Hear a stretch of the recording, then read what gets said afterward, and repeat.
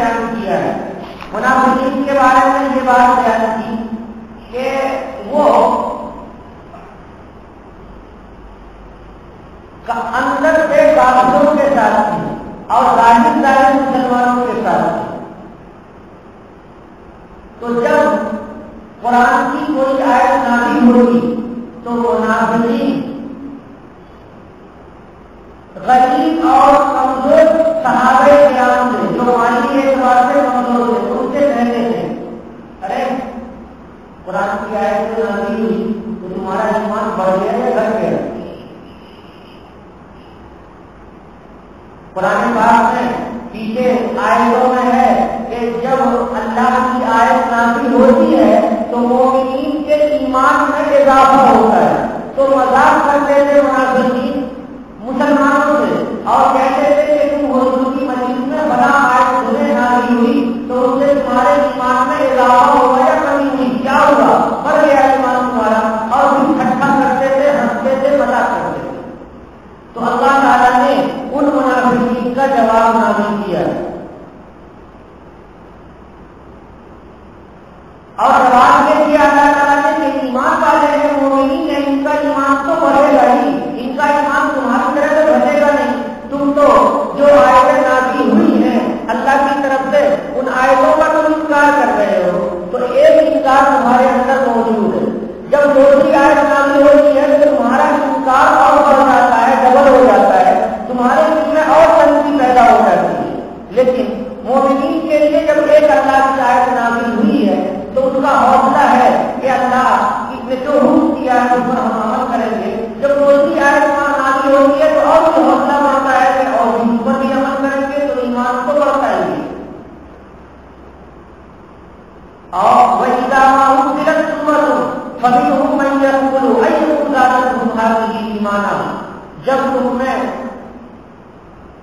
جب کوئی ایک سورت نازل ہوتی ہے قرآن پاک کی تو ان منافقین میں سے بعض کہتے ہیں, یعنی مسلمانوں سے کہتے ہیں أَيُّكُمْ زَادَتْهُ هَٰذِهِ إِيمَانًا, کہ تم میں سے کس نے ایمان کو اس آیت نے بڑھا دیا, اس سورت نے بڑھا دیا. فَأَمَّا الَّذِينَ آمَنُوا فَزَادَتْهُمْ إِيمَانًا. اللہ کہتے ہیں کہ ہاں یہ صحیح ہے کہ جو لوگ ایمان لائے تو ان کے ایمان کو یہ سورت بڑھا دیتی ہے اور یہ آیت بڑھا دیتی ہے. وَهُمْ يَسْتَبْشِرُونَ, اور وہ خوش ہوتے ہیں. يَسْتَبْشِرُونَ کا ترجمہ ہے يَفْرَحُونَ, خوش ہوتے ہیں وہ. تو مومنین آیتوں کے نازل ہونے سے خوش ہوتے ہیں اور منافقین آیتوں کے نازل ہونے سے پریشان ہوتے ہیں, تنقید ہوتے ہیں. کیسے تنقید ہوتے ہیں کہ ایک آیت پہلے جو آیت نازل ہوئی اس کا انکار کیا اور انکار کرنے کی وجہ سے پھر تنگ ہوگا, تو پھر دوسری آیت نازل ہوئی تو پھر اس کا بھی انکار کیا تو پھر اور تنگ ہو گیا. اس مضمون کو اللہ بیان کر رہے ہیں کہ پہلے جو آیت نے انکار کی یعنی آیت کا انکار یعنی کفر ان کے اندر موجود تھا, جب اگلی آیت نازل ہوئی تو کفر ان کا اور بڑھ گیا. وَأَمَّا الَّذِينَ فِي قُلُوبِهِم مَّرَضٌ, بہرحال وہ لوگ کہ جن کے دلوں میں مرض ہے, مرض کے ساتھ بیماری یعنی ایمانی بیماری. ایمانی بیماری کون ہے؟ نفاق, منافق ہونا. جن کے دل میں نفاق ہے فَزَادَتْهُمْ رِجْسًا إِلَىٰ رِجْسِهِمْ, تو یہ آیتیں ان کو بڑھاتی ہیں ناپاکی میں, ان کی ناپاکی کے ساتھ. یعنی پہلے سے ان کا دل ناپاک ہے آیتوں کے انکار کی وجہ سے, مزید ایک آیت نازل ہوئی تو ان کی ناپاکی اور گندگی اور بڑھ گئی. اور گندگی کیا ہے؟ کفر ہے, آیت کا انکار. اور آیت کا انکار یہ کر رہے ہیں, کب تک کریں گے؟ موت تک انکار کریں گے تو جہنم کا عذاب آگے ان کا انتظار کر رہا ہے. وہ ماتو وہ کافرون, اور یہ سب گئے اس حال میں کہ انکار کرنے والے ہیں اسی ناپاکی کے ساتھ, اسی کفر کے ساتھ, پلیتی اور گندگی کے ساتھ وہ چلے گئے اور انتقال ہو گئے. اللہ تبارک و تعالیٰ کہتے ہیں کہ اللہ ظالم نہیں ہے. اللہ تعالیٰ نے ایک ہر طرح سے انسانوں کو سمجھانے کی کوشش کی ہے, ہر طرح سے سمجھایا اللہ نے. کبھی انسان کو بیماری دے دی, کبھی انسان کو قحط دے دیا, کبھی انسان کو بارش بند کر دی, کبھی انسان کو کسی اور پریشانی میں مبتلا کیا اللہ نے تاکہ انسان پریشان ہو کے اللہ کو یاد کرے. تو ان کافروں کی منافقین کو بھی اللہ تعالیٰ نے کبھی تو قحط سالی میں مبتلا کیا اور کبھی بیماری میں مبتلا کیا اور کبھی کسی اور چیز میں مبتلا کیا اور پریشانی میں تاکہ سدھر جائیں، لیکن وہ سدھرتے نہیں کیونکہ قسمت میں ان کو تو لکھا ہی نہیں ہے سدھرنا. اپنے کو اتنا خراب کر چکے ہیں. اولا کرو نا انہوں بھی کل عامل مرتن. کیا یہ لوگ دیکھتے نہیں کہ یہ لوگ آزمائے جاتے ہیں، پریشانی میں مبتلا کیے جاتے ہیں ہر سال بھی کل عامل، ہر سال مرتن اور مرتين، ایک بار ایک سے زیادہ، دو بار، کئی مرتبہ ان کو پریشانی ہوتی ہے.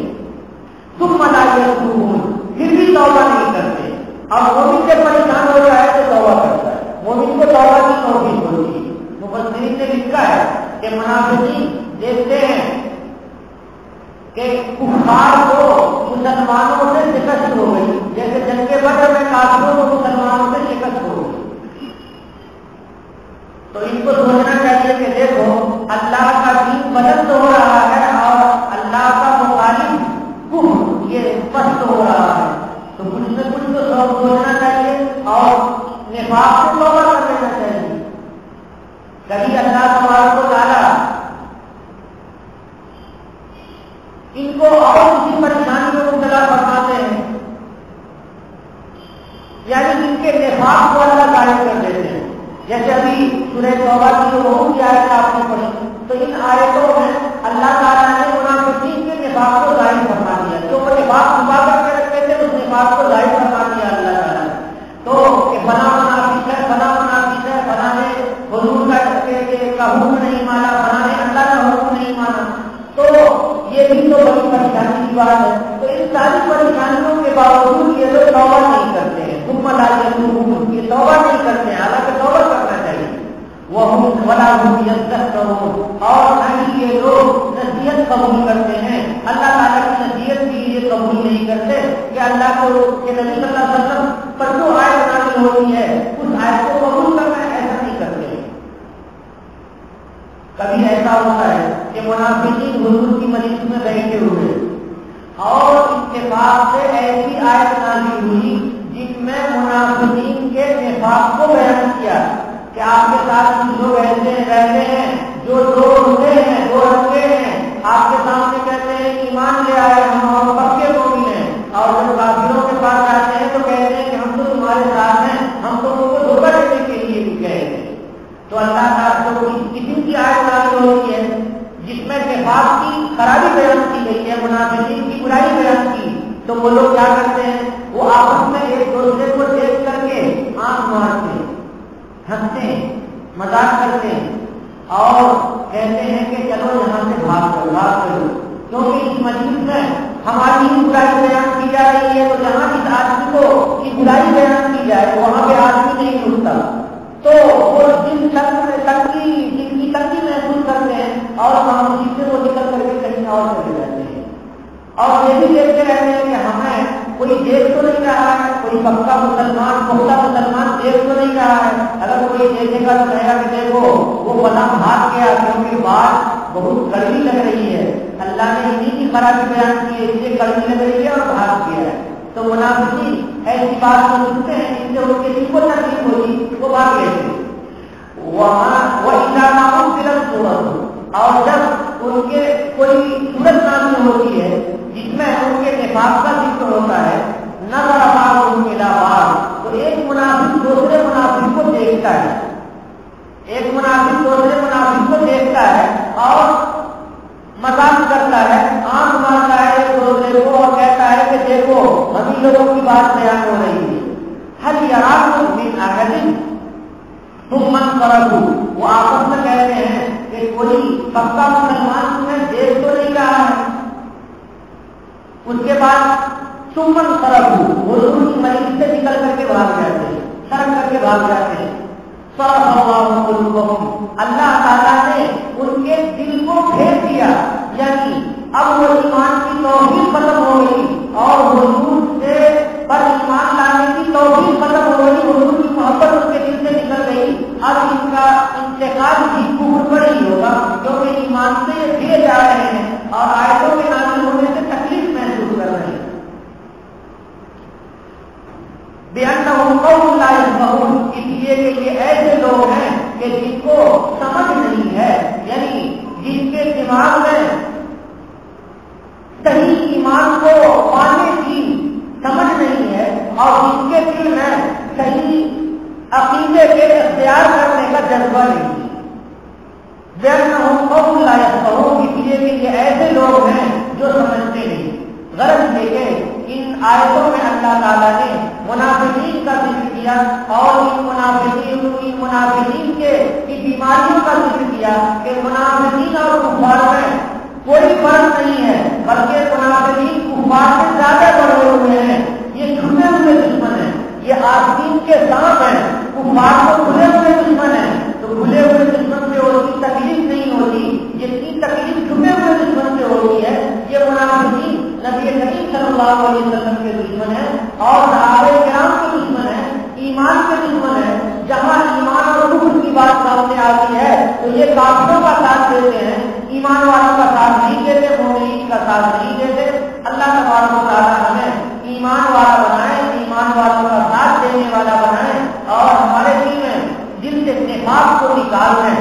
نفاق کی جتنی علامتیں نبی کریم صلی اللہ علیہ وسلم نے بیان کی ہیں ان ساری علامتوں کو اللہ تعالیٰ ہمارے دل سے نکال دیں. اس کی دعا ہمیں کرنی چاہیے. اب یہی پہ قرآن کا مضمون روکا جائے.